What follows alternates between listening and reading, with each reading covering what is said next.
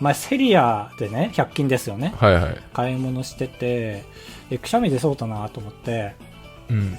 まあ、出そうと思って、って声出るタイプのでかいくしゃみだった。で、出る、ここで止まっちゃった。だから、周りから見たら、急に男の人が上向いて、へーって叫んだのよ。怖っ。顔真っ赤な、本当にわかるぐらい。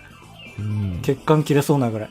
で、歩いて出んのも嫌だったから、その近くのなんか、女の人が耳につける、なんかイヤリングみたいなの見て、へーとか言いながら、そのへーをうまく活用して、はいはい、なるほどね。余韻を。